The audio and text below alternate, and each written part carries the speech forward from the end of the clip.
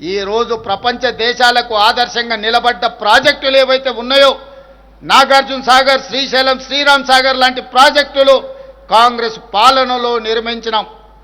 కానీ గత పాలకులు నిర్మించిన ప్రాజెక్టు 1,00,000 కోట్ల రూపాయలు ఖర్చు పెట్టిన ప్రాజెక్టు కట్టడం, కూలడం, 1,00,000 కోట్ల రూపాయలు గోదావరిలో కలవడం మన కళ్ళ ముందే జరిగిపోయింది. కాబట్టి ఈరోజు దృష్టి మరల్చడానికి కొంతమంది కొన్ని సెంటిమెంట్లను రగల్చి తద్వారా రాజకీయ ప్రయోజనం పొందాలని ఏదైతే చేస్తున్నారో ఈ కుట్రను తిప్పికొట్టవలసిన బాధ్యత తెలంగాణ రైతాంగం మీద ఉన్నది. ఆనాడు ఈ ప్రాజెక్టులు నిర్మించిన కాంగ్రెస్ ప్రభుత్వానికి పూర్తి బాధ్యత ఉన్నది, అవగాహన ఉన్నది, పరిపాలనలో అనుమతులు తెచ్చుకోవడానికి అవసరమైన ప్రణాళిక ఉన్నది. ఈ ప్రణాళికలను అన్నిటిని కూడా అమలు చేసే చిత్తశుద్ధి, ధైర్యము ఈ ప్రభుత్వానికి ఉన్నదని నేను తెలియజేయడానికి సంతోషిస్తున్నాను. ఎవరు ఎన్ని కుట్రలు చేసినా కుట్రలను ఛేదించుకొని గోదావరి నదీ జలాలలో రావాల్సిన వాటాను సాధిస్తాం. కృష్ణా నదీ జలాలలో పూర్తి చేయవలసిన ఎస్ఎల్బిసి, పాలమూరు, రంగారెడ్డి ఎత్తిపోతల పథకం లాంటి, డిండి లాంటి పథకాలను పూర్తి చేసి దేశానికే ఆదర్శంగా నిలబడే విధంగా తెలంగాణ రాష్ట్రంలో పరిపాలనను అందించి ఈ దేశానికే తెలంగాణ ఒక రోల్ మోడల్గా ఈ దేశంలో నెంబర్ 1 రాష్ట్రంగా తెలంగాణ రాష్ట్రాన్ని తీర్చిదిద్దే బాధ్యత ప్రజా ప్రభుత్వం తీసుకుంటుందని మీ అందరికీ తెలియజేస్తున్నాను మిత్రులారా.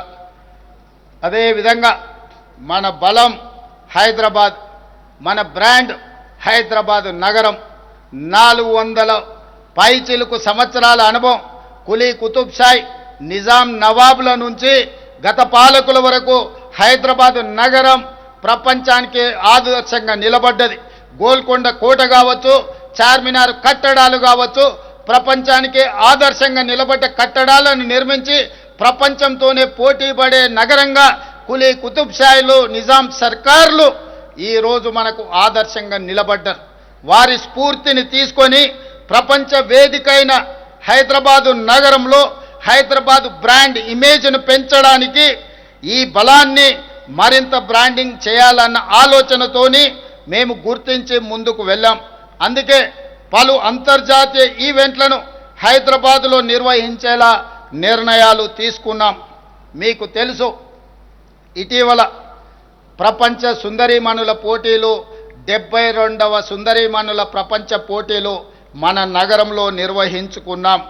ఇందులో 109 దేశాల నుంచి సుందరీమణులు పోటీలో పాల్గొనడమే కాదు, ప్రపంచంలో ఉండే పెట్టుబడిదారులందరూ కూడా ఈ కార్యక్రమంలో పాల్గొని తెలంగాణ ప్రజలు హైదరాబాదు నగరం అందించిన వచ్చిన అతిథులకు వారికి మనము చూపించిన వారసత్వ సంపద, అది పాలమూరు జిల్లాలో ఉన్న పిల్లల మర్రి కావచ్చు, వరంగల్లో ఉన్న 1000 స్తంభాల గుడి కావచ్చు, రామప్ప దేవాలయం కావచ్చు, గోల్కొండ కట్టడాలు కావచ్చు, అదేవిధంగా చార్మినారు దగ్గర ఉన్న చుడి బజారు కావచ్చు, ఫలక్నామా ప్యాలెస్ కావచ్చు, ఇలాంటి గొప్ప వారసత్వ సంపదలను ప్రపంచ పర్యాటకులను ఆకర్షించడానికి మన గొప్ప చారిత్రాత్మకమైన కట్టడాలను చూపించి వారు వాటిని చూసి ఆశ్చర్యచకితులు అయినరు.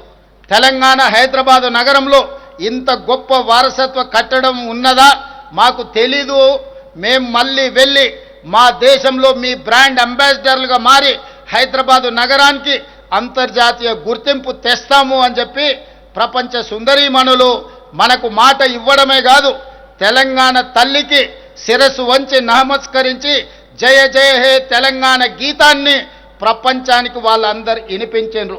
తెలంగాణ సంస్కృతిని, సాంప్రదాయాన్ని, తెలంగాణ పోరాట స్ఫూర్తిని, ఉద్యమకారుల యొక్క త్యాగాలను, అమరవీరుల యొక్క త్యాగాలను ప్రపంచానికి ఈ సందర్భంగా తెలియజేయడానికి అవకాశం కలిగింది.